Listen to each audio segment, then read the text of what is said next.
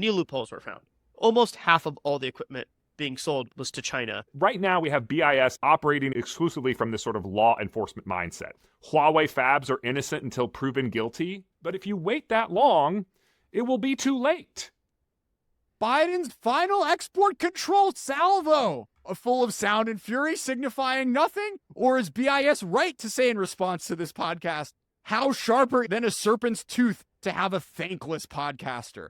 To discuss, I have on today Dylan Patel of SemiAnalysis and the great Greg Allen of CSIS. What we are going to say in this podcast will collectively cost us millions of dollars in business and donations, so please like and subscribe. Now, first, a disclaimer. There are many people in BIS and the administration who are well-intentioned, understand the stakes, and have worked incredibly hard these past 4 years to help America compete in chips and AI. None of us mean to collectively impugn all of your honors. But here we go. So, the riff. First off, why do we care about export controls? A 4-step logic chain. First, the U.S. is in a strategic competition with China. Second, semiconductors in general and AI applications in particular are likely to shape the contours of that competition. Third, of the 3 components of AI, data, algorithms, and hardware is the only component where it's possible to imagine liberal democracies retaining a long-term competitive moat over China. And fourth, that only happens with aggressive government intervention. To recap, the October 2022 export controls were excellent. They were prescient, grappling with the stakes of this competition well before ChatGPT's release, and creative, deploying new authorities in a field that the US government had to get smart fast on. The October 2023 update was slow in coming, but did fix a major loophole, particularly on the GPU exports. But over the past 18 months, it's become increasingly clear that the semiconductor export controls were not having their intended effect of retarding Chinese progress in developing advanced semiconductors. The new rules released today, I would give a CC+. The reason this grinds my gears in particular is because a lot of things we want our government to do are hard. Educating a nation is hard. Pushing the frontiers of science, hard. Peace in the Middle East, hard. But export controls? Let's be real, they're kind of easy. The US, by virtue of its engineering excellence and status as the arsenal of democracy, has enormous latent leverage over both global technological flows and its treaty allies. Congress has given commerce the statutory power, and Treasury has supplied the playbook. Write some regs, scare firms with billion-dollar fines, and voila, you have an effective global compliance regime. Firms and nations are about to put up with far, far more under a Trump administration to stay in America's good graces than what Biden could have asked them to do under a maximalist vision of semi-cap export controls. But full send just isn't in modern Democrats' vocabulary. So what we end up with is a too clever by half policy that misses the forest for the trees. And with that, I want to start the conversation by talking about the strategic assumptions that bounded just how aggressive Biden's approach could be to this issue. Then we'll get into the specifics of what's in the reg and how it will and won't impact industry. And finally, we're going to talk through what Trump could and should do to take up the torch. Greg, why don't you kick us off? Well, I think I agree with you. I'm sort of a split mind about these export controls because on the one hand, they're unambiguously stronger than what we have had in place since October 2023, the first update. I mean, in some ways, these controls are significantly stronger. But there's the strength in terms of when, and I think the delayed release of this update really matters a lot, for example, with Chinese stockpiling. And then there's the strength of the actual implementation, which, even though it's significantly stronger than what we've had to date, there's still big missing pieces in this overall architecture. So you have, as you said, Jordan, the high-level strategic vision of the Biden administration with respect to semiconductor export controls, and that, I think, makes sense. And then you have the extent to which this specific policy, all 200-plus pages of it, is the actual instantiation of that high-level policy. And I think it's worth pointing out here that, like, the appetite and the capacity of Chinese customers and the companies that want to sell to them to find legal loopholes is like infinite, and they don't take days off in that journey. Whereas what our government has demonstrated is the ability to do one update per year. And that just sort of pace of legal innovation is nowhere near, right, what we have seen from the Chinese export control avoidance networks.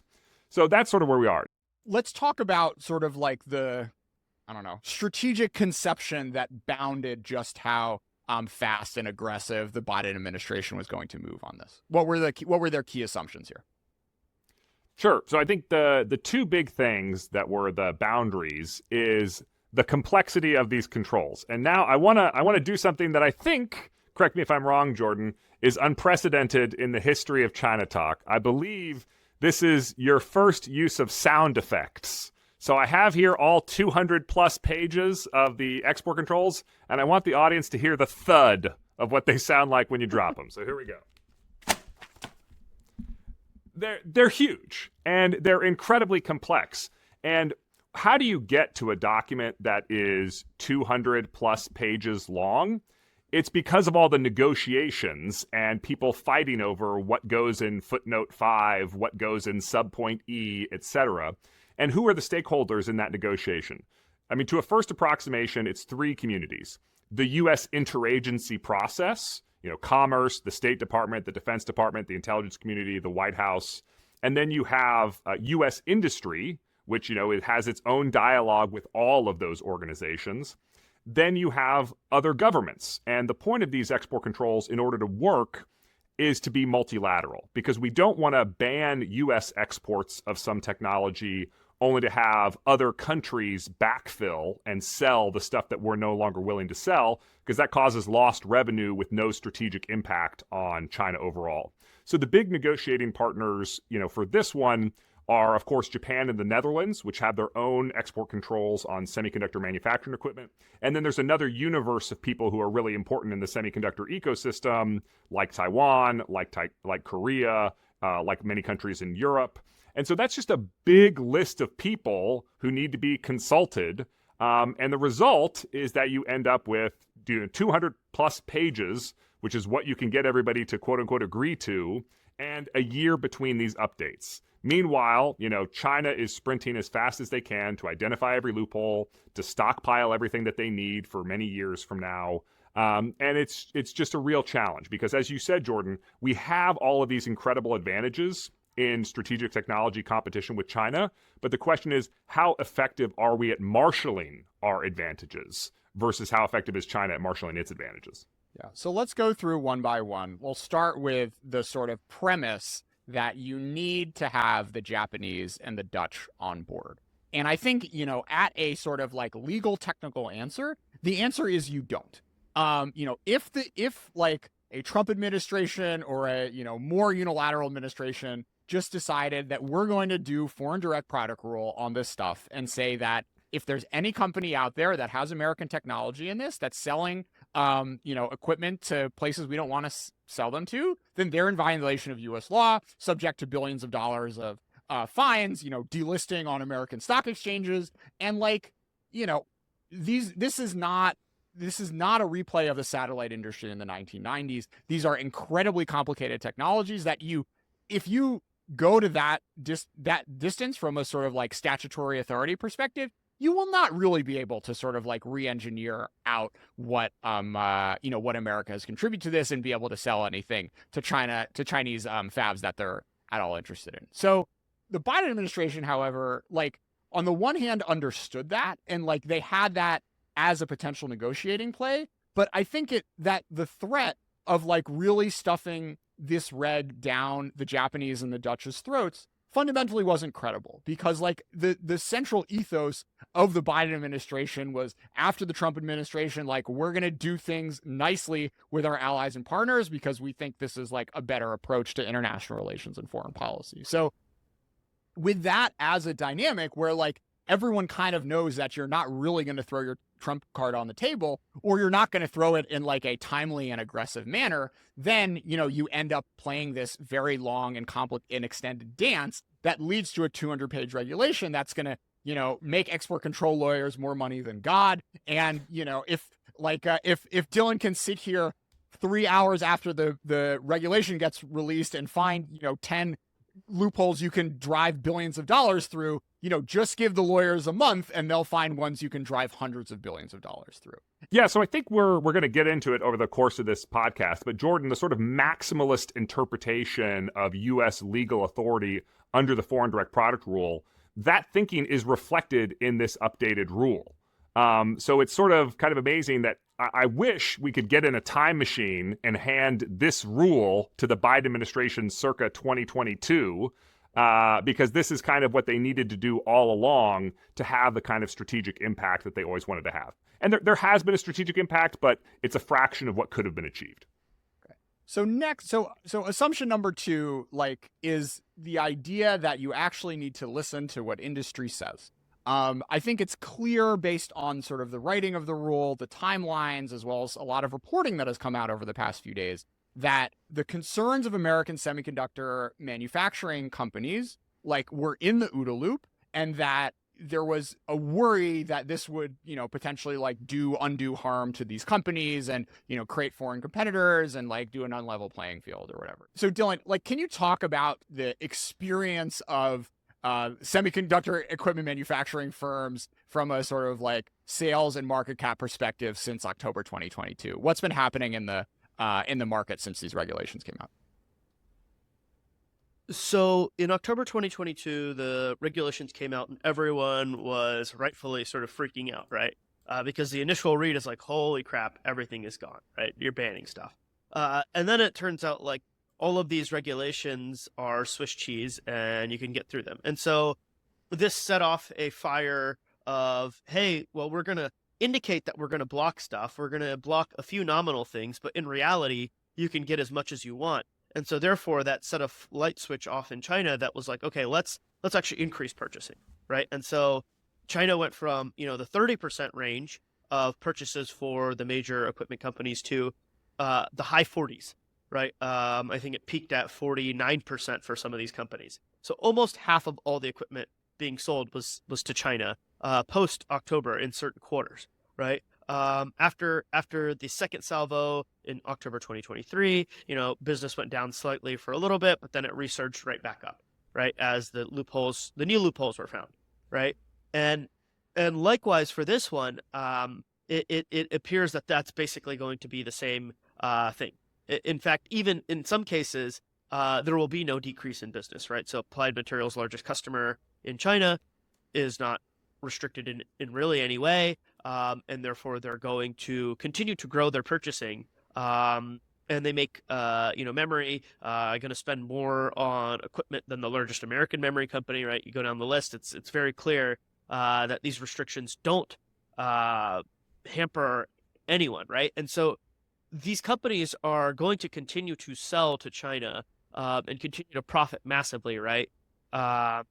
Because the lobbyists have won and made sure that these loopholes remain in place, or rather, new loopholes still exist.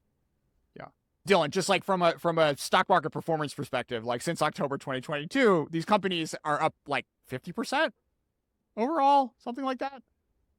Yeah, I mean the stocks are obviously up quite a bit. Their revenue from China is up massively. And the other key thing is their production of equipment outside of the U.S. has soared, right? Whether it be Lam Research in Malaysia or Applied Materials in KLA in Singapore, and many other geographies as well. Their production outside of the U.S. has soared massively, again, due to these restrictions. So I think there has been an impact because of the export restrictions, but a lot of the impact has been changing the composition of demand for semiconductor manufactured equipment. So they're selling more of their legacy equipment to China because advanced node chip manufacturing in China is restricted under these export controls. And then also a lot of stuff that would have gotten built in China is now being built outside of China. So, for example, ASML, one of their executives in an earnings call basically said, our demand forecast is not based on what China is doing. Our demand forecast is based on how many chips need to go in, the next Apple smartphone or whatever. And whether those chips are made in China or in Taiwan or Korea or whatever, they're going to get made because that is the end market demand, and ASML has a near monopoly, so they're going to be able to capitalize on all of that demand. So I think there's been a big change in composition. One thing I would just add to what Dylan said about the growing China demand, I think the demand from China is going to go down with or without these export controls in the next year or two, just because so much demand has been pulled forward as part of stockpiling, right? They're buying like 3 to 5 years worth of equipment. They literally refer, ASML in their earnings calls talks about the difficulty Chinese customers are having in digesting all the equipment they've acquired. They're acquiring it faster than they can install it because of this anticipated sort of future export controls. So that 49% that you saw in one quarter, that was them trying to buy all the equipment they would need in 2025, 2026, 2027, et cetera.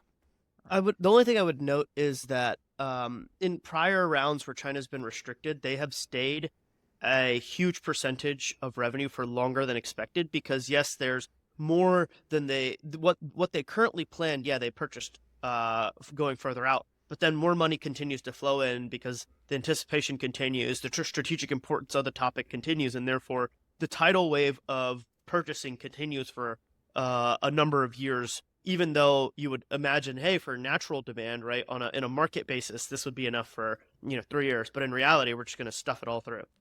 All right, so Greg, what's in the reg?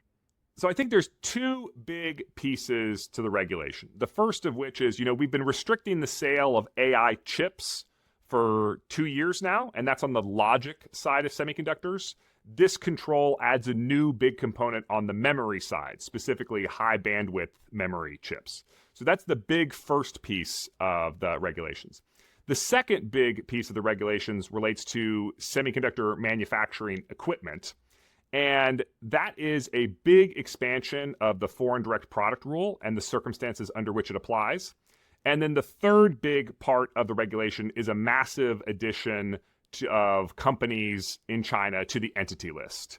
And these are companies who have been identified by the US government as Huawei shell companies or SMIC shell companies, et cetera. All right, let's start with high bandwidth memory. First off, Dylan, what is it and why is it important? When you look at an AI chip, for example, NVIDIA H100, Google TPU, et cetera, roughly half the manufacturing cost, and it's trending to higher, is from high bandwidth memory, right? While TSMC is the linchpin of actually making the logic chip itself is less valuable on a total cost of goods sold manufacturing cost basis than the high bandwidth memory. And so while we have restricted AI chips to China to a varying degree, right? Some still slip through smuggling, but for the most part, China is being restricted to a decent degree on AI chips being sold into them / getting special versions that are weaker. High bandwidth memory has not been restricted at all, right? And this, alongside logic, is the two linchpins that sort of let you make an AI chip. And China Talk people have heard a lot about SMIC and the advanced logic side, but they haven't heard much about China's high bandwidth memory. To cut it short, right, the high bandwidth memory manufacturing ecosystem in China is behind that of their advanced logic because it's just simply been not as prevalent, right? Not as focused, right? And furthermore, right, like the Korean companies have been happy to sell a lot of HBM to China, right? So one of the big dramas in the market, sort of, if you will, or big stories has been that, hey, Samsung is doing really poorly. They still cannot sell HBM memory to NVIDIA because their HBM memory is low quality, right? Lower quality than SK Hynix and Micron. And so Samsung, despite being the world's biggest memory maker, is not selling into the highest end NVIDIA products. The leader of the organization had to put out an apology note, which, some people, I don't know I think you covered that as well, Jordan, right? The apology note where, there were jokes like, yeah, somebody probably like hanged themselves in the parking lot because of this apology note, because that's how drastic it was. Samsung's been having a real tough time, but something like 30% of their HBM sales are to China, right? They're still selling some into Google TPU, some into NVIDIA, some into Amazon, et cetera. But for the most part, their largest customer today for HBM memory is China, right? And that's going through a variety of organizations. But in the end, it basically just ends up in the Huawei Ascend products, as well as some future upcoming AI products. So these AI chips are still being able to be manufactured domestically despite a lack of HBM production capacity.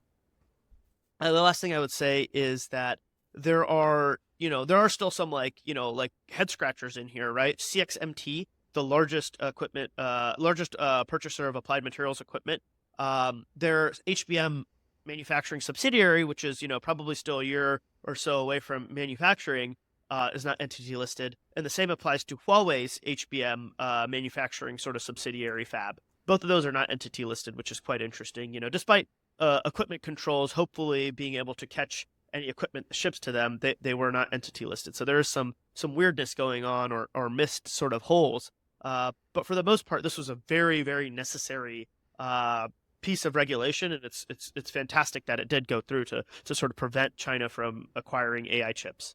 Also, weirdly, this doesn't start until a month from now, so we're about to have, planes upon planes of high bandwidth memory flying into China over the holidays. Well, so actually, I think this is sort of goes back to the point of like you have to communicate with other parties, right? And it's like if you ban the manufacturing of a chip immediately, then you have to do something with those chips, right? Now, no one in the world is like, NVIDIA doesn't want HBM2E, right?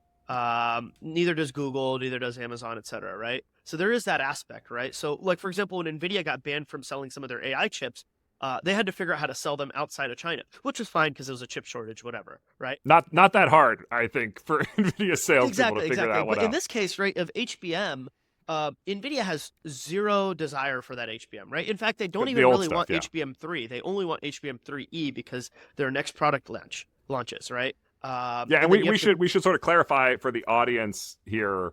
There's multiple different types of high bandwidth memory. There's HBM2, which has been around since 2017. There's 2E, there's 3E, there's 4, and soon there's going to be 5. And so the HBM2 is what the rule still allows you to sell to China. Now the government will say, that they've added in all these really intense end user checks and new regulations on who you can sell to.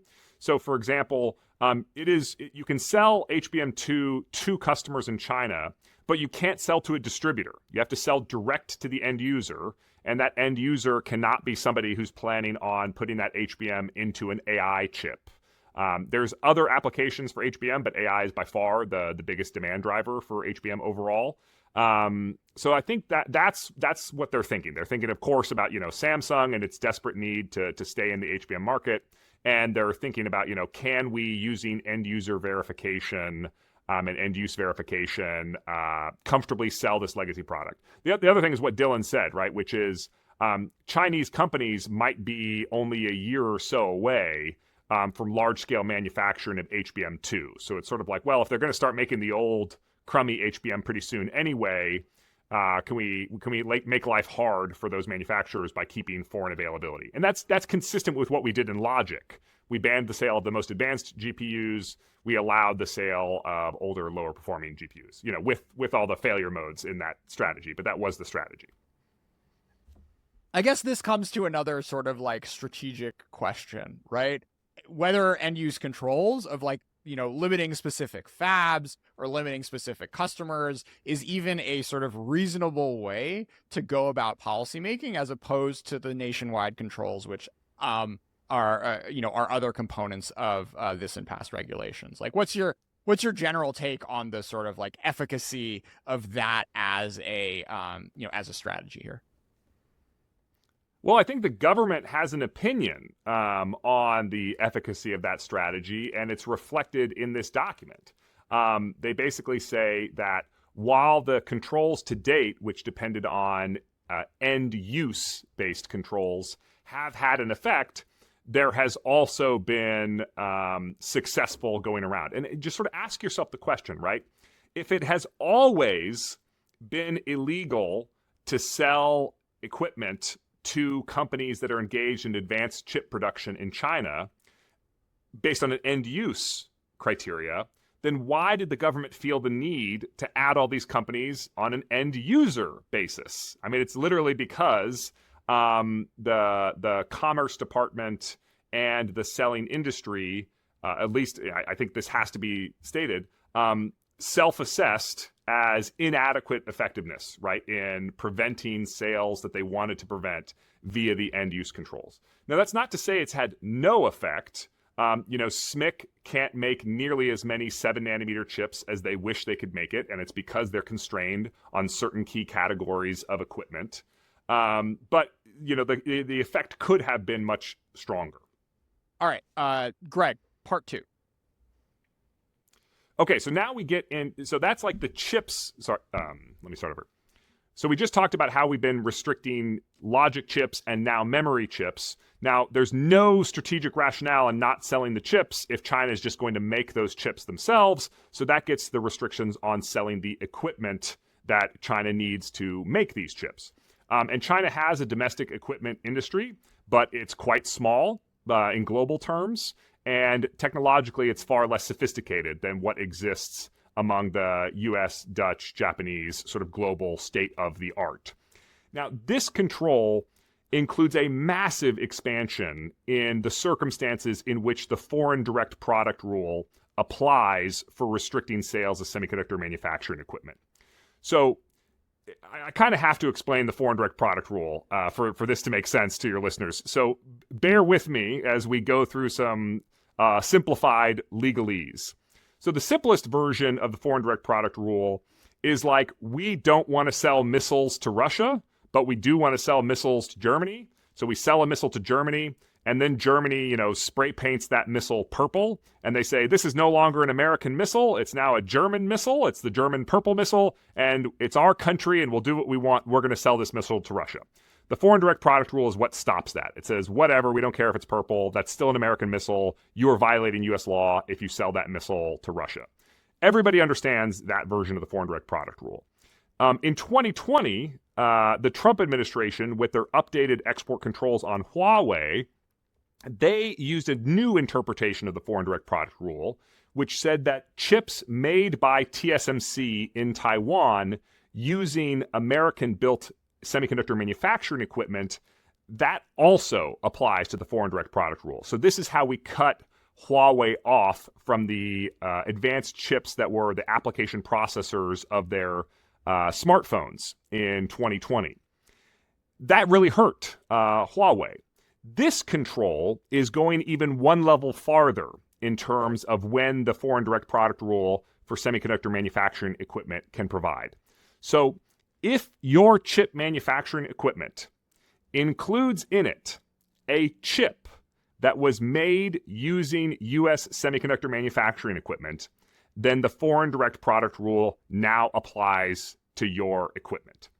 That is basically all semiconductor manufacturing equipment on planet Earth, right? Even the Chinese semiconductor manufacturing equipment producers include chips inside them that were made using US equipment. So this is a pretty extraordinary expansion of the applicability of the use of the foreign direct product rule. And then the rule has two hooks whereby this new version of the foreign direct product rule can apply to you. The first is the footnote that says for advanced semiconductor manufacturing equipment. So this is basically the US government's attempt to say, these are all the types of equipment that you need when you're in the EUV era. So they've got the EUV on the lithography, and then they've got what they have identified as the sort of deposition and etch and metrology equivalents of EUV. And they say that stuff, whether it's American made, whether it's Dutch made, whether it's Japanese made, at these sort of advanced types of equipment, these advanced node pieces of equipment, you can't sell it to the entire country of China. That's a pretty big deal. And the way they've structured this is designed to mitigate the problem that they had with the previous controls that was included in my report that came out last week right before Thanksgiving, which was pointing out how more and more U.S. semiconductor equipment manufacturers have been doing more of their manufacturing abroad and doing more of their shipping to China from abroad in a sort of legal loophole to get around earlier iterations of the export controls. That's now over, at least for the advanced equipment, with this new export control. And it also hooks foreign providers. So if Tokyo Electron, a major Japanese provider of semiconductor manufacturing equipment, if they're shipping from Malaysia, they're going to get hit by this new expanded interpretation of the foreign direct product rule. And then if they're shipping from Japan or if they're shipping from the Netherlands, they get hit by those local countries' version of the foreign direct product rule. Okay, so that's one way you can get hooked. The other way that you can get hooked based on this new foreign direct product rule is the end user and end use controls. So if your customer, the Chinese fab customer, is engaged in advanced semiconductor manufacturing, or if it's, one of the people who we have identified at being of risk of diversion to Huawei, risk of diversion to SMIC, then you can get hooked that way. So it's a pretty massive change to the rule. And I don't know. I don't know that the semiconductor manufacturing equipment stocks are going to stay high. I think that'll depend on what we see going after this. There's two sort of main, I guess, holes, or rather workarounds here, right? One is sort of the diplomatic one, which is, hey, this applies everywhere except for Japan and Netherlands, right? Because presumably the U.S. has talked to the Japanese government, the Dutch government, and those governments are going to implement their own versions of the rules much, months later, like they did after the October 7th restrictions, the original ones, but they'll implement their own later. The other one that, and Greg, this is mostly because I haven't read everything yet. I'm still trying to get through it all, but it seems to me that this doesn't apply to subsystems being sold to China, only equipment. And therefore, for example, Ultra Clean, who makes these, basically cleaning equipment for tools, and most of their business is applied materials and Lam Research, but recently they've been selling a lot to China, doesn't seem to be impacted unless the entity that they're selling to is on the entity list, right? One of the 140 equipment companies that are on the entity list, but there are some that are missing, right? So you're right that this rule massively expands the list of Chinese producers of semiconductor manufacturing equipment who have been added to the entity list. And I think that includes, some of the biggest component producers in China as well. There's also an end use restriction that has been put in place since October 7th, 2022, which basically says you're not allowed to help Chinese semiconductor manufacturing equipment providers. Now, I know that exists for U.S. companies. I don't know the answer to your question, which is the extent to which the FDPR has been extended to those folks as well. But strategically, logically, if you don't want China to have chips, you shouldn't sell them equipment to make those chips. And if you don't want them to have the equipment, you shouldn't sell them the components or the intellectual property to build that equipment. So strategically, logically, that should be in there. I certainly hope it's in there. My point was just that companies like Ultra Clean and MKS Instruments, I believe, are still able to sell subsystems to China. In many cases, not to, for example, Nara, right, who is the largest equipment maker in China, who is entity listed now, but to other folks, yeah. So it's just one sort of potential loophole that I see in the reading currently. Greg, part 3. So the third part is a massive expansion of the entities in China who are on the entity list, and here it is mostly fabs who have been identified as at risk of diversion to Huawei or risk of diversion to SMIC. So these are shell companies who are basically people that we missed the last time we updated the entity list. And there's a big expansion of who's on the entity list, who is a chip fab, the people who make chips. And there's a big expansion of the entity list of the companies who make equipment in China or make equipment components in China. And here, I think one thing that I can say sort of in the U.S. government's defense, I had previously said that, why do we need to expand the entity list if the end use based controls are effective? But the Dutch and the Japanese do not have nearly as effective ability to implement export controls on an end use basis. So by adding companies to the entity list, even if technically they should have been hooked by earlier iterations of the rule, we're making crystal clear to our allies how we're expecting them to implement their equivalents of this rule. So I think that's sort of in their favor. It's also sort of saying to whoever the license reviewer at BIS is, if you have a sworn letter from some lawyer for a Chinese firm that they're not engaged in advanced chip manufacturing, and then you look, they're on the entity list, it's like, oh, well, that company has been lying to you this whole time, and that sworn statement doesn't mean anything. So that's the sort of third big piece of the controls. Yeah. Dylan, were there any fabs or companies that were kind of left out that struck you in particular? Yeah, so there's sort of 3 major groups, which are the 3 sort of biggest players in China today, right? There's SMIC, China's champion in logic manufacturing. There's CXMT, China's champion in memory. So these two are the main two components for an AI DRAM chip. and Yeah, DRAM. Sorry. And then there's Huawei, who is effectively doing both of those things, but on their own, right? And they're if you add up all their subsidiaries, depends on whether you take like sort of Rand's numbers or our numbers or so, they're either the third or fourth largest equipment purchaser in the world, right? Huawei is through all their subsidiaries. So one is SMIC, right? They don't really touch SMIC much, right? So SMIC, they had a change in licensing policy for one of the fabs, their original Beijing fab, to like presumption of denial.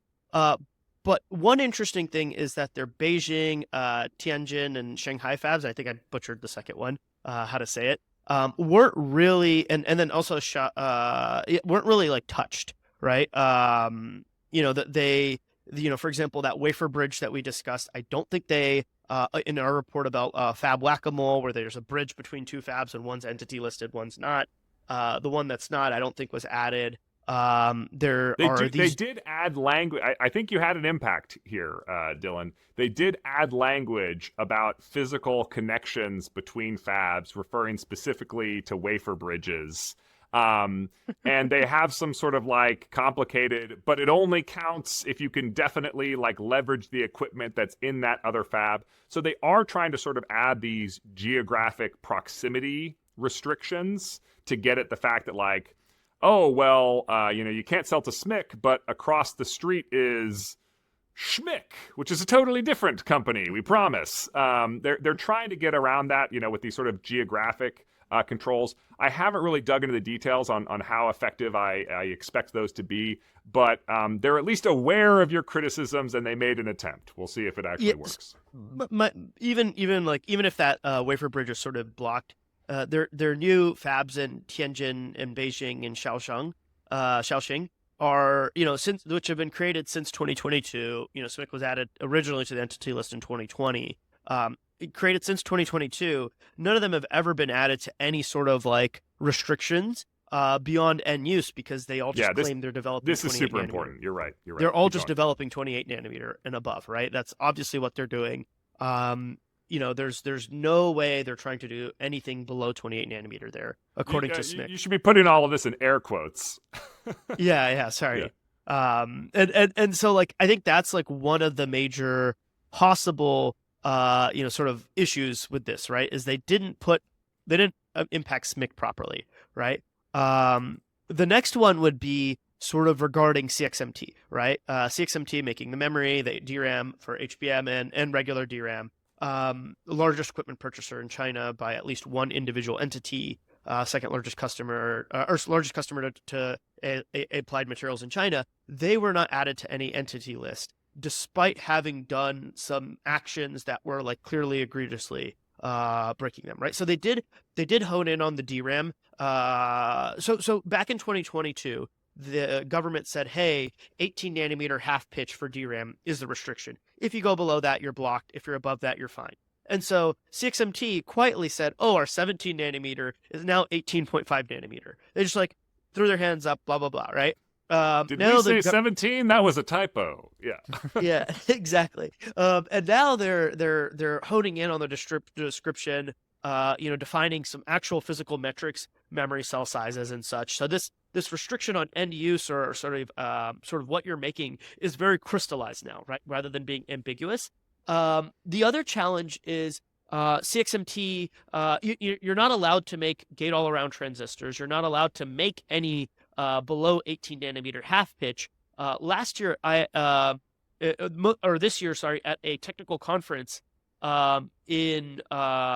it was in the U.S. It was either Hawaii or SF. I can't remember. But myself and Jeff on the team went, and the CXMT published research on doing a vertical gate-all-around transistor at like a much lower pitch than 18 nanometer half pitch. Right. So they published research and they showed physical images through a tab, right? Basically a metrology tool, right? Electron microscope of their device, right? And so this broke two rules, right? It broke gate-all-around transistors and it broke 18 nanometer half pitch. So despite both of those things being clearly shown in public research at a conference held in America, nothing, right? So CXMT little confused, right? Their HBM subsidiary also was not entity listed. The tool restriction should hurt them, but we'll see if it does. And so that's like another aspect. You just have to ask, like, what are they thinking, right? You're saying, okay, China, you're not allowed to buy foreign HBM anymore, but of all the companies that we could have chosen to exempt, you're like national champion in HBM is one of the ones that we didn't target. I don't get it. I don't know what they're thinking there. And this sort of goes back to like a broader question of like who has plausible deniability in all of this. Dylan, well, let's walk through a few of the players here. I mean, like the Western and foreign equipment manufacturing companies, like to what extent do you think they know what their machines are being used for? I think they definitely understand. They don't get it in writing. They attempt not to, right? So one interesting aspect is like when you service a tool, there's a significant amount of like logs and data. And in the case of like some tools, they're just an EUV tool must be connected always, right? Like this is sort of like there is so much data that is transferred. And manufacturing is not a one-way street. Right? It's a two-way street, right? You tell the equipment maker what's wrong or ask them for advice and help, and they help you, right? And there's all this data related to now one thing you could do is just like turn your head and be like, yeah, I'm not going to look at the data, right? And any question they ask, you can always just like plausibly be like, yeah, it's obviously just for this, it's fine, right? And so they can get away with like sort of not having actually known, but they know, right? They know. Yeah. But that's like one of the rumors that's sort of very salacious is that someone senior in the U.S. government is going to join the board of one of these equipment companies. But like this is like unverified at all, right? Completely salacious. I have no clue. So like there's obviously a lot of like thought behind, hey, well this regulation really hit all of the equipment makers' competitors. It didn't really hit NVIDIA's competitors, right? In China. And so sort of like there is a clear divide there in terms of what it's targeting and what it's targeting well, right? Naming 140 equipment companies, but naming very few tool companies is like, fabs is like sort of like the sort of, hey, this is kind of a head scratcher. Yeah. I think you asked about, Jordan, about like what foreign companies are thinking about this. And I'll say like one thing that I feel like I've heard more than a few times from Japanese firms is sort of a misunderstanding of what the United States is seeking here. So, there was this Japanese executive of Murata who said that his company was going to develop duplicate supply chains, one for the U.S.-led economic bloc and one for the China-led bloc. And that thinking, which I've seen and heard from other Japanese executives, is sort of like they think that what the U.S. wants is for the U.S. supply chain to not touch the Chinese supply chain, to make sure that they're secure and separate in that regard. And it's like, no, what we want is strategic impacts on China's AI industry. We don't want them to get it from you at all, whether or not, it's the same supply chain that serves the United States. And so I think the Biden administration, I think, has sort of done an imperfect job in communicating the strategic rationale behind this policy. I would say the AI national security memorandum is really the first time that the Biden administration pretty clearly articulated that this was about frontier AI. This was about a long, durable, competitive advantage in AI that was going to take a long time to establish. And, now I think that's basically resonating in the U.S. national security community. But you've got to communicate that message in foreign capitals again and again and again and again for it to sink in. And here's the thing is like, look, I don't blame the companies. Like the companies and their executives, their job is to make money.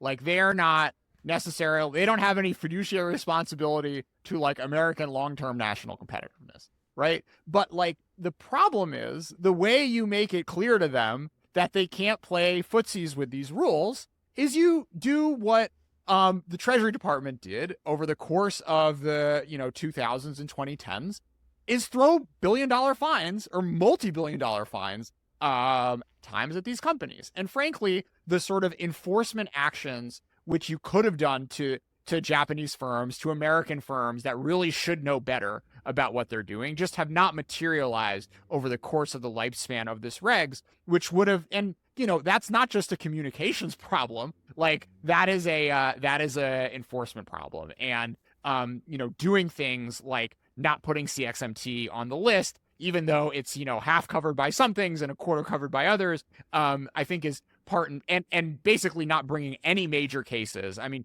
you've seen like smuggling stuff of like some random Russian guy in Brooklyn and just like really small bore stuff. I mean, there were some articles over the summer with respect to KLA that never ended up really materializing into anything. But basically, there hasn't been a penalty of any of these companies of pushing up to and probably beyond what the regulation, what the sort of like written and broader intent of the regulations is. And therefore, you get to sell tens of billions of dollars of stuff, and we're sort of stuck in this very uncomfortable situation of the sort of strategic intent not being manifested in the market. Agree. Totally. Yep. There was one last sort of carve out, which I think is more about the strategy of what BIS sort of is, or Commerce Department is doing right now, which is, hey, like, why are all of the Huawei chip production facilities on the entity list, right? Many of them are not. And so allegedly, according to Financial Times, right, they said, asked how many, this is a direct quote, asked how many fabrication plants exist that are not on the list. A second U.S. official would only say that the controls were focused on advanced chip production. People familiar with the situation said that there had been an intense debate inside the administration over how to tackle Huawei. One person said some of the Huawei plants were still not operational, so it was unclear if they would be for advanced chips. But some officials had pushed for tougher controls on the Shenzhen-based company. This very much implies that we're not going to put you on the entity list until you produce advanced chips, which is sort of like a complete misunderstanding of how fabs work, right? You buy all the equipment, you start manufacturing, right? And then you get chips out, but by then you bought most of the equipment, right? TSMC is not buying any equipment, even in Arizona now, for 5 nanometer/4 nanometer, right? They're buying some 3 nanometer equipment, but really they've already stopped buying most of their 3 nanometer equipment too. Most of their purchases for next year are 2 nanometer, even though 2 nanometer chips will not come out until 2026. So if TSMC was a Chinese company, they're not, we would not ban them until they built their 2 nanometer capacity in 2026 and you see an iPhone with a 2 nanometer chip, even though they have purchased all this equipment in 2025, which was clearly for it, right? And this is the same attitude being taken with the Huawei companies, at least if you like read that quote from Financial Times the way I did, and then add it together with the fact that like more than half of the Huawei entities are not on the list. What you just said gets to this divide in how the export controls are implemented that I think is really important. So as an analogy, right? If you are accused as a U.S. citizen of being a spy for China, in a court of law, you are innocent until proven guilty, right? They are, you're still going to have all of your rights as a citizen.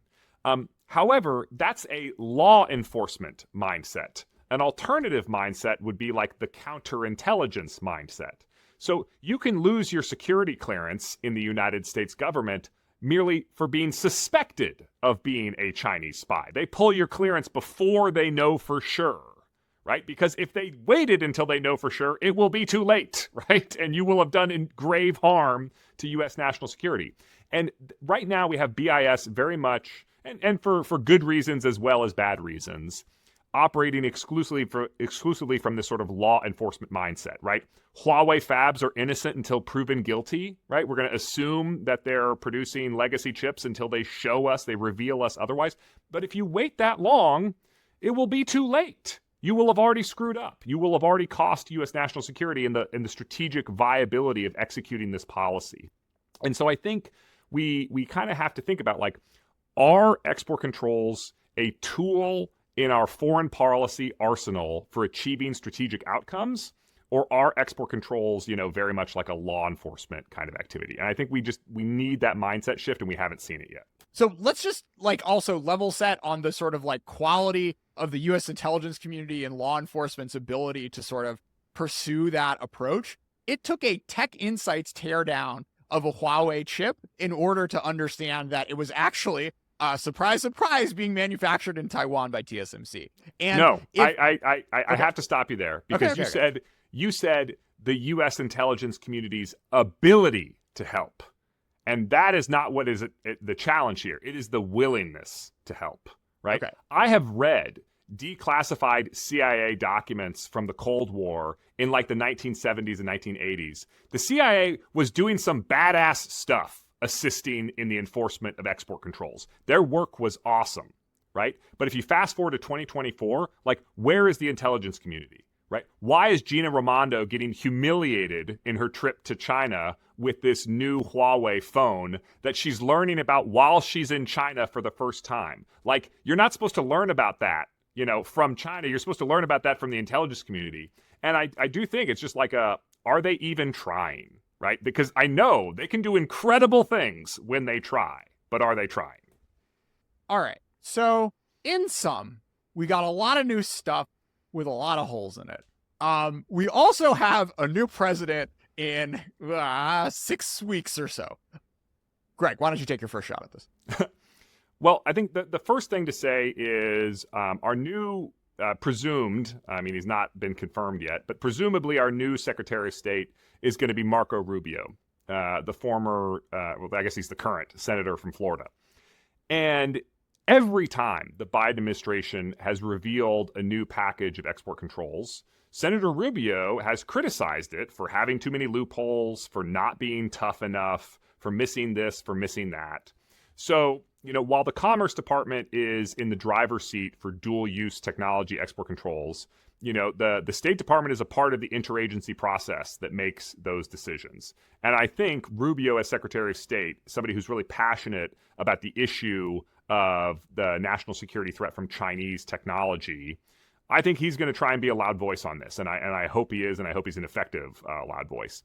Similarly, the incoming national security advisor cares a lot about the issue of Chinese technology competition. And what you've seen here with this Biden administration new approach to the foreign direct product rule, that is a tool that is now in the U.S. government's toolbox. And the Biden administration has decided to use that tool one way, reflected in the regulations that came out today. But the Trump administration could conceivably decide to wield that tool in a very different way. And that's, I think, what we're sort of all waiting to see. So let's come back to sort of our strategic premises. One, worried about allies and partners. Trump obviously has a very different approach to sort of negotiation with our ostensible friends. And, I personally think it would be like very ironic if Trump picks all these fights on things that don't really matter, like imports of, American-made cars from Mexico and timber from Canada and whatnot. But like for whatever reason, decides that confronting our allies about semiconductor manufacturing equipment, the #1 EU export to China and the #2 Japanese export to China, just somehow sort of like flies under the radar. So my assumption is that if this ends up being something that he is very aggressive and unilateral on, that they're going to be so much more worried about like NATO falling apart and like troops going out, like, troops leaving Okinawa or what have you, that, they'll sort of shrug their shoulders and it'll be annoying, but like you'll be able to kind of like get off the hump and get past this as an issue that's sort of concern. I guess the sort of the other big strategic question is like, and sort of the same logic applies to industry. It's like, look, they could do this. The American economy is not going to collapse. The Dutch economy is not going to collapse. Japanese economy is not going to collapse. Like, life will go on. But I think the really interesting question is like, do you just give up on the end use controls and do some nationwide, 300 millimeter or lower is just like semiconductor, like semi-cap equipment is just not allowed to go to China, full stop. You can't service things. Like we're not going to play around with these 200-page rules anymore. We're going to have a 5-page one and everyone's going to know what to do. And, that'll be sort of like the end of this arc. Greg and Dylan, curious for your thoughts on the plus and minuses of that more sort of nationwide comprehensive approach. The Trump administration got us started on this journey, the modern approach to semiconductor export controls, whether that's at the chip level with what they did to ZTE, whether that's with the foreign direct product rule, with what they did to Huawei and TSMC, or whether that's the equipment export controls by persuading the Dutch to not license exports of EUV machines. I mean, all of this strategy has its antecedents in the first Trump administration. So the question is sort of like, are they going to see this strategy through to its logical endpoint? I don't think that there's like some apology that we could make to China that's going to persuade them to like, oh, I guess we're not going to pursue domestic self-sufficiency and indigenization anymore because, you know, Donald Trump reached some kind of big trade deal. Like, they are all in on indigenization, and nothing is going to tell them that they shouldn't pursue that strategy. So I think there's a difference between looking tough and being tough.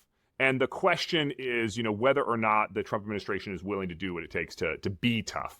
And what you said about the countrywide export controls, I think the countrywide export controls are unambiguously the most effective export controls that we've had in the various iterations of this policy. You know, the 200 plus pages of these latest export controls, that's a ton of complexity of regulations. That's a ton of complexity of future negotiations that we have to update these regulations. And simplicity in a lot of ways is a virtue in communicating this policy to companies and communicating this policy to our allies. And so while I admire a lot of the, okay, we want to do this, but not that, logic implied in all of this complexity, I do think there's some virtue to simplicity in the countrywide controls.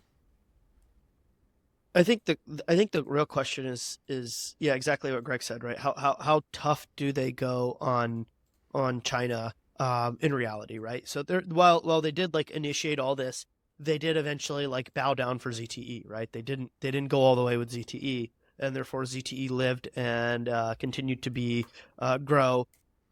That's the real question. You got a half an hour with Howard Lutnick. You want to pitch him on the right, export control policy. What would your points be? Yes, I think number one, it's don't listen to the lobbyists of the tool companies, because they're only going to lead you to leaving loopholes that let them sell for another year, which is another $5+ billion for them, right? So they're very much incentivized for this. I think the main things are like, look, there's all these different companies. Tools are multi-purpose, right? Do you want to stick to the line of 14 nanometer logic and so on and so forth? Because even above that is a huge amount of indigenization, which China is able to have in all of their military equipment and such that the U.S. does not have. So is that the right line that you want to do? Do you want to push it up slightly? Because if you push it up to, say, 28 nanometer, then the dual purpose sort of equipment now goes away, right? A lot of it does, at least. But if you keep it at 14 nanometer, then a lot of this, hey, 20 nanometer equipment may be okay for 7, right? Or do you let time progress, right? Strategically, do you just say, hey, no, it's held there. Yeah, there's going to be some 7 nanometer that slips through, but there's definitely no 2 nanometer that slips through. The other aspect I would really focus on is China's ability to do breakthrough innovation, right? They do have a lot of that, right? And so there are a lot of like interesting capabilities that they're building up with regards to future, beyond EUV technologies right now. There's some really, really interesting technologies there. Are there ways we can restrict that, right? One example is like Zeiss lenses to China are not really restricted that much, right? There's many other sort of things like that could be restricted that aren't. So look up the supply chain a lot, right? Because subsystems, subcomponents, these things are the next leg. Even if China can do breakthrough innovation on a tool, they would need to also replicate the entirety of Zeiss and the entirety of, all these other companies across the industry, which they don't currently have to. And then I guess the other aspect is, what is the, I would like to understand what their main goal is, because in my view, it seems to be that the main goal is to slow down China in AI chips so that they don't have as much economic and military projection power going forward 10 years. And if that's the case, then there's a lot of things to be done on the semiconductor side beyond just AI chips, right? But AI chips are still the primary focus. But I do think it's important to be like tactful as well, right? The whole water flow thing, right? Like ban every subcomponent for sure. Ban a level of tools that's less than the subcomponents, and then ban chips less than subcomponents, right? Or less than the tools, right? And that's still not fully fixed. And then the last thing is I would have a lot of discussions with him on how we help South Korea, especially because Samsung and SK Hynix, both the largest manufacturers of memory, the two first and second, have humongous facilities in China, which are kind of marooned, right? And we kind of need them on our side, but at the same time, we can't just sort of like kind of say screw you, because all the people working in those fabs are just going to continue to transfer IP out, right? And they're going to continue to transfer know-how. And those companies still need to like sort of have that rubber stamp. So what do we do to make sure that those companies are not completely screwed? Is it sort of CHIPS Act 2 and really get Samsung and Hynix a big chunk of that, right, in the US or something? But I don't exactly know. But the point around allies, especially Korea, and the tactfulness there is much more important than the tactfulness around the Netherlands, because the Netherlands doesn't have a vertical industry. They don't have tool makers to fabs. They only have tool makers. And their tool makers both rely a lot on U.S. supply chains.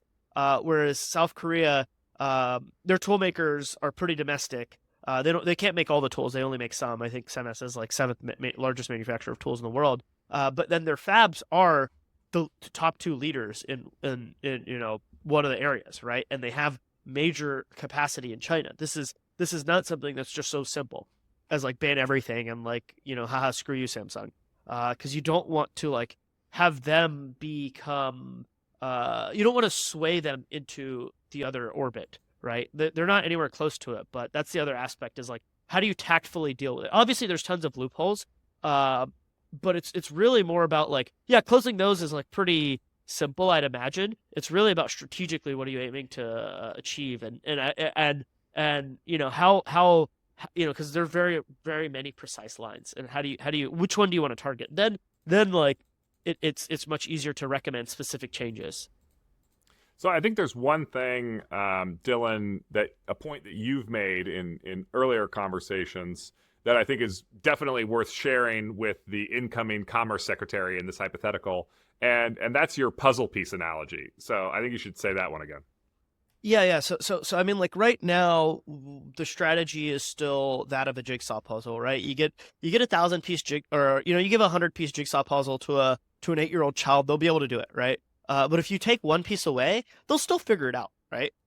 If you take away 10 pieces, now they're gonna have a lot harder time. If you take away 50 pieces, they're not gonna be able to do anything, right? If you take away all the edges, oh yeah, they're done for, right? Like they're not finishing that puzzle. And right now, the strategy is very much take a couple puzzle pieces away. And like one at a time, and like giving China time to stockpile and all of this. And you tell and Reuters 6 months before that you're going to take the puzzle piece away. I mean, yeah. Right. And to say nothing of listening to Gina Raimondo's phone calls. I mean, like it's literally like outside of a paywall. The strategy is clearly like failing in that front, right? Because they give away a few puzzle pieces, right? People buy a ton of equipment. They stockpile a bunch of HBM. They buy a bunch of subsystems, whatever it is. They continue to sort of, or they spend a lot of significant engineering resources on figuring out that one thing that's being banned, right? And then they figure that out, right, and it's all good, right? So this is happening with high aspect ratio etchers for 3D NAND, right? Because it's been telecasted. They bought a ton of Lam Research equipment before, tons of spares, years worth of spares. They set up their new tools right next to the tools that are forward and run data through both of them and figure out exactly how to build it. And now YMTC is pretty close to being able to get high aspect ratio etchers from domestic companies, right? Maybe not as the quality of Lam Research, but still something there, right? So this puzzle piece is being solved because in the original 2022 for 3D NAND, only one puzzle piece was removed, right? And so there's this strategy is like very important, is that like you have to take a shotgun to it. You cannot take a scalpel and like finally scalp out, yes, this is the one technology that is our linchpin. Great, we'll figure it out. Like we have so many amazing, engineers and tons of capital, and a really good industrial base and policy. Like we'll figure it out. But if you take a shotgun to it, it's much more difficult and it's much more costly to reverse engineer too, right? And at the end of the day, it is a cost and time thing, right? And so if you increase the amount of cost and time dedicated to figuring out this technology, but you also do that for 10 different technologies and split all the engineers across all of them, they're not going to advance as quickly, right? And therefore, there will be further behind in AI. The irony is, like, if you just sell them everything, you sell the whole puzzle, then you're not going to learn how to manufacture puzzle pieces, because, like, what's the point? If you do the shotgun, then maybe you figure out, this is too hard, whatever, we'll go on and spend more money on EV batteries or whatever.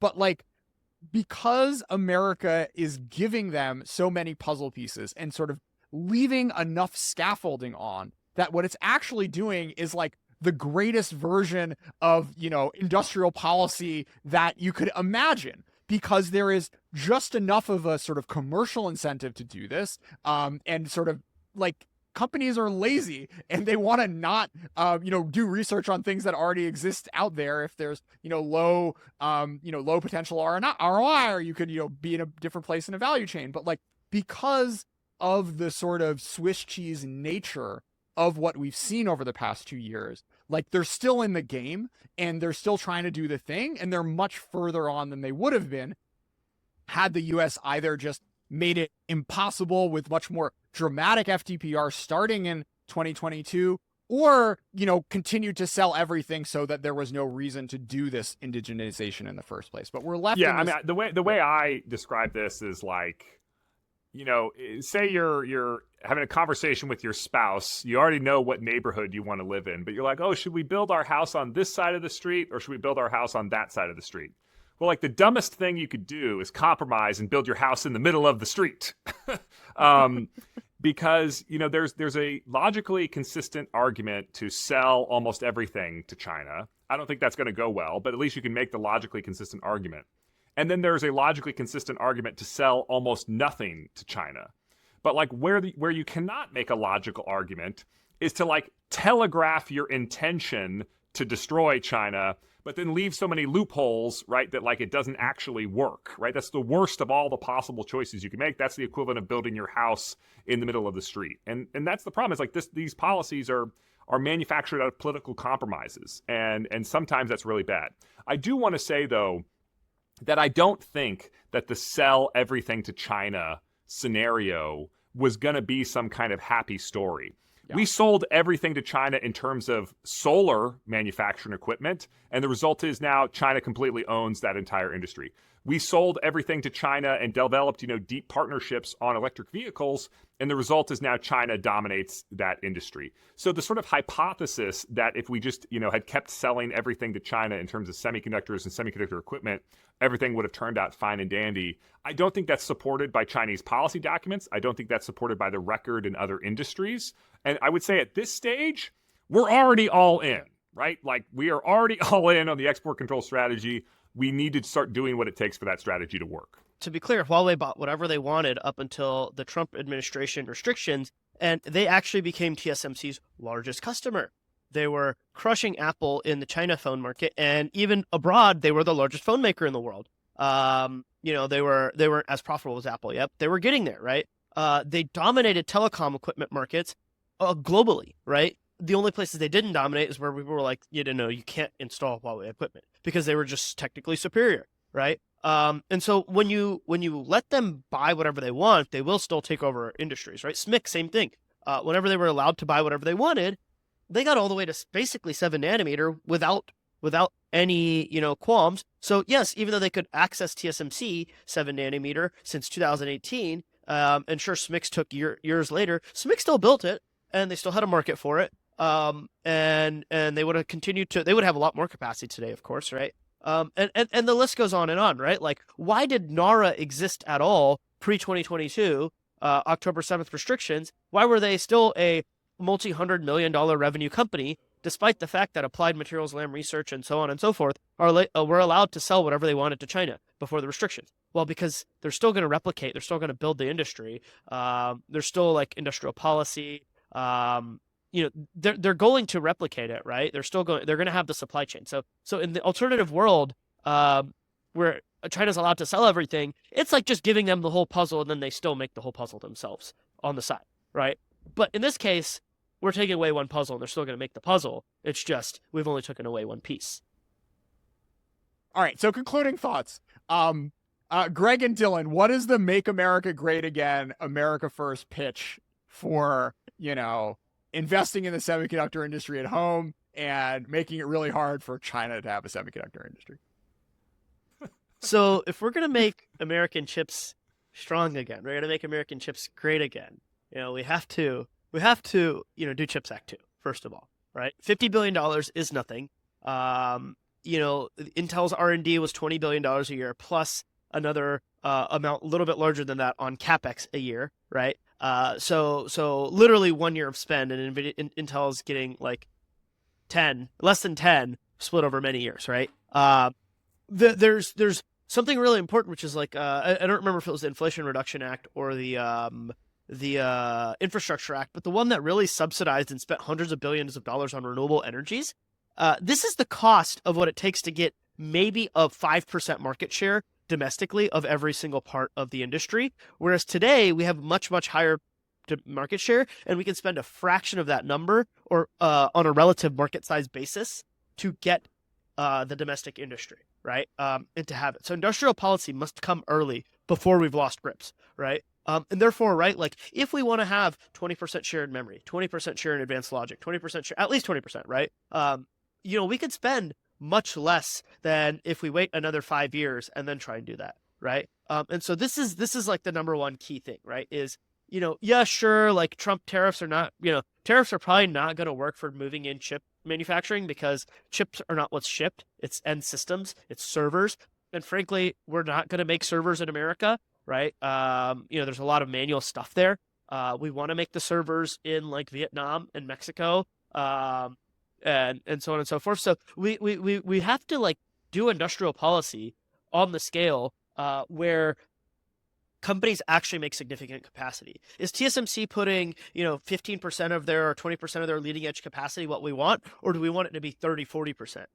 If it's 30-40%, we can do that without that much more money, right? Still a large amount of money on the scale of like you and I, but on the scale of like what the U.S. government spends, it's nothing, right? Same with Samsung, Hynix, all of these companies around the world that are and not just leading edge, trailing edge too, right? ST Microelectronics, Infineon. Why are these guys not making in the U.S., right? They're critical supply chain companies. Make a CHIPS Act that is not just focused only on the leading edge, because that's all the CHIPS Act was, focused on the leading edge. So make a larger CHIPS Act that is focused on the leading edge, and then another equivalent amount of money that's maybe not equivalent, but another large amount of money that will be done to combat China's rise in trailing edge, because China, with the amount of money they're spending on trailing edge, there's zero appetite to block trailing edge, is going to dominate the trailing edge industry. For example, between 2022 and 2025, China is adding more IGBT capacity than the rest of the world has, period, right? Now, their yields are going to be worse for a while, but, the IGBTs are power semiconductors, right? This is not something that, like, the world is doubling in requirements, right? It is growing faster because of renewables and EVs and all that, but it's not doubling in freaking needs. So China is going to have, at some point, 50% of the world's capacity. Right now, it's going to be really difficult once they have 50% of the world's capacity to make things that don't have China in them, right? And so this is the supply chain security. It's very important to start combating that aspect as well. Now, you don't combat that aspect by saying ban all things, right? Maybe you do, right? More likely, you do it through intelligent industrial policy. And so that's what I would focus on. My question and everything that you said is, Donald Trump loves tariffs. He's described himself as tariff man. And so it is definitely true that the tariffs that we have today on Chinese semiconductors are at the chip level, and they only apply if the item that is being shipped is chips. And while it would be super complicated to apply the tariffs to the component value of the chips in finished goods, it's not like a law of physics that you couldn't do that. And so that's one question I've been sort of asking myself is the Trump administration going to say, we don't want a big, I think he's called the CHIPS Act corporate welfare. We don't want, industrial policy to be subsidies. We want industrial policy to be tariffs. And the tariffs we have today on Chinese semiconductors don't work, but this other kind of tariff would work, and maybe they'll try that. I don't know for a fact that that's what they're going to pursue, but I've sort of been asking myself, it's kind of consistent with everything they've been saying. Why wouldn't they pursue that? Well, so the question is, they don't do it like, are you going to tariff electronic systems that are manufactured in China, right? Are you going to tariff 90% of iPhones, which are manufactured in China? I think what they would do, I mean, we're entirely speculating here, but I think what they would do is they would say, if it includes Chinese chips in the finished iPhone, then the tariff applies based on the value of the Chinese chips. And so we're always tariffing chips. And those chips apply whether they arrive in a box called chips or whether they arrive in a box called telecommunications equipment or a box and called presumably phones. It'd be tiered, right? Like so Chinese chips would be at a 500% tariff and Taiwan chips would be at a 10% tariff. Yeah, exactly. Because I mean, all of this Chinese legacy build out that is taking place that we've talked about, some of which might be like advanced node production in a wig and a mustache pretending to be legacy node. But let's assume it's going to be a massive legacy node build out, a massive power chips build out. One thing that America might want strategically is for that to be the sort of industrial equivalent of those ghost apartment buildings in China, right? Where they build all this massive stuff and then nobody actually lives there, nobody actually uses those, right? That would be amazing. If there's no end market for these Chinese semiconductors, then that would mean Chinese industrial policy has been a disaster, right? They built this bridge of subsidies to nowhere. I haven't heard, from Howard Lutnick or whomever in the Trump administration that that's the policy they're going to pursue, but I could imagine that kind of policy being attractive to them. So the reason this I don't think would work is because well, why is that a barrier to adopting a policy? Just because it wouldn't work doesn't mean we couldn't adopt the policy.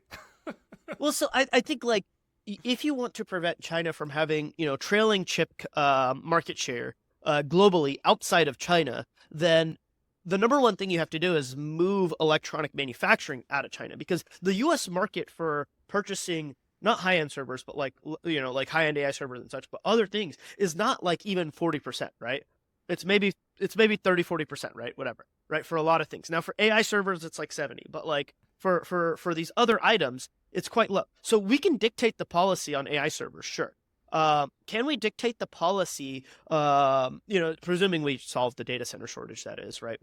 Which needs to have a lot of regulations slashed. But, can You'd have to persuade Europe to do it. You'd have to persuade Japan to do it too. Right? Yeah, exactly. Like you'd have to persuade all of them to also do this to China.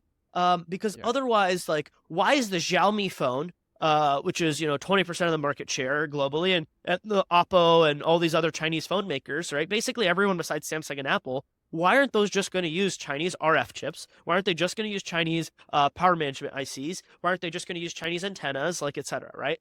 And the clear answer to me is they will, right? Why wouldn't they?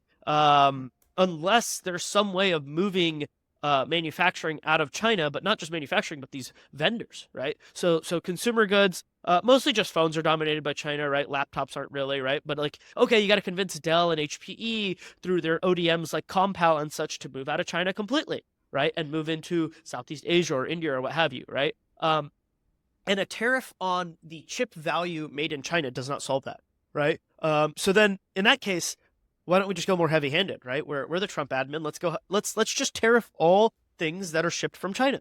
And also because we want to hit Taiwan, we'll do Taiwan, but at a lesser degree. And we want to hit Southeast Asia, but at a lesser degree. So moving out of China will, be a massive cost saver, and it's worth it to go to Southeast Asia. Maybe it's not worth it to go to, Mexico where there's zero tariffs, but it's definitely worth it to go to Southeast Asia.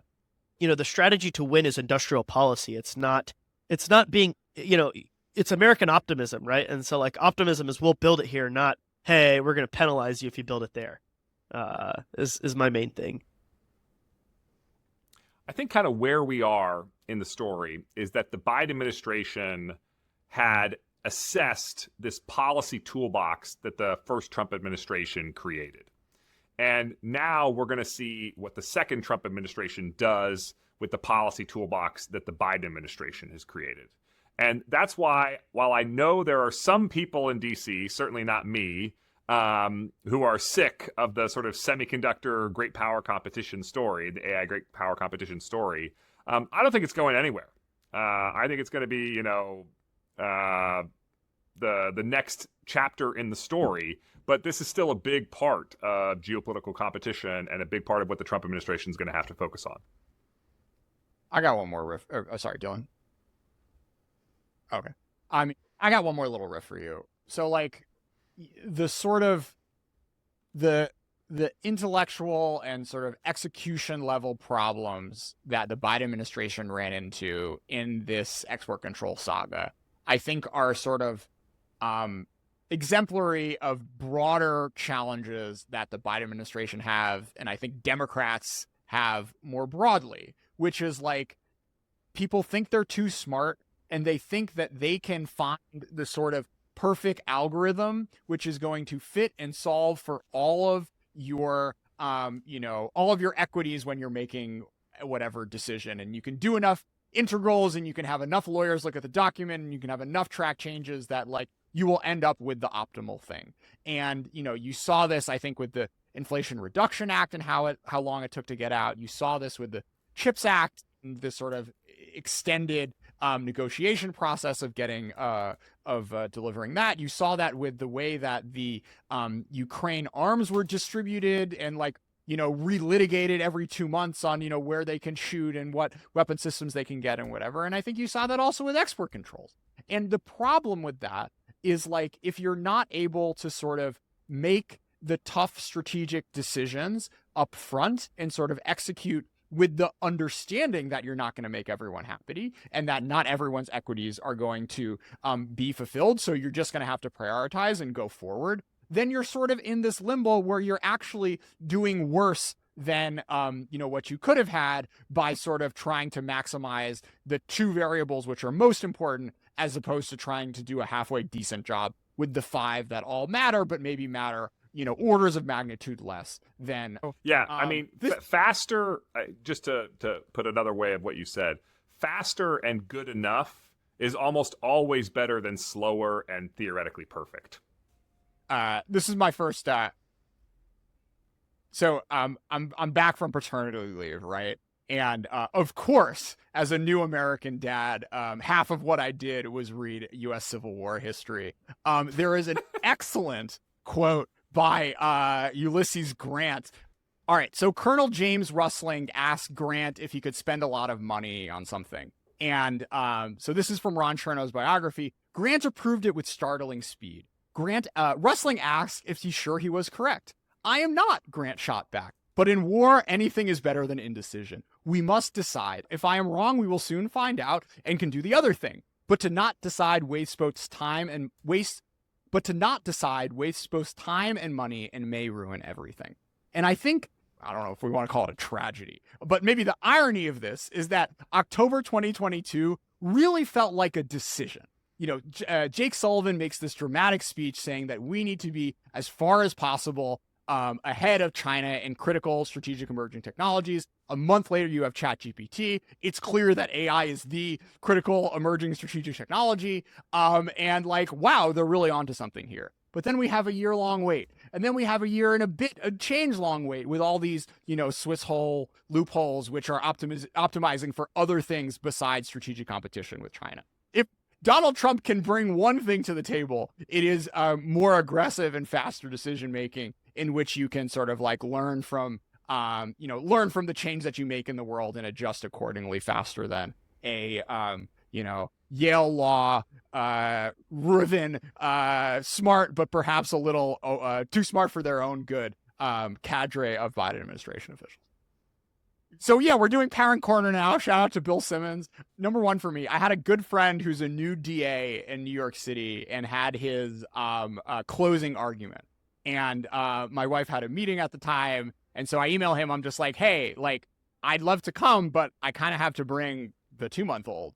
And he's like, oh, no, that's awesome. So I show up and there's a baby, and everyone's like, "Oh, cute! This is a little baby, teeny tiny." And then 2 other babies show up, who also happen to be my friend the DA's friends with young children. So we had a little like makeshift play date as he was trying to put someone in jail for gun possession. So I'm glad that my daughter was introduced to the American justice system early, so she understands that there are consequences to her actions, and hopefully we'll not have to go there in 20 years time.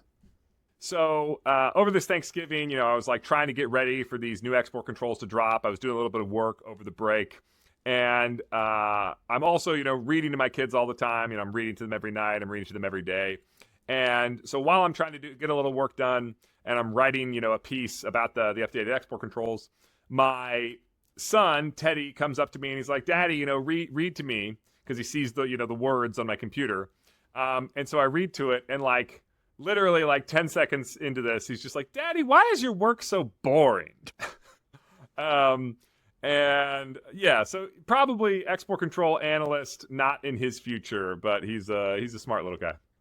I look, this is like you're trying to put him to bed, right? You got 200 pages of new material, Greg. I think you can work with it. Dylan, Greg, pleasure.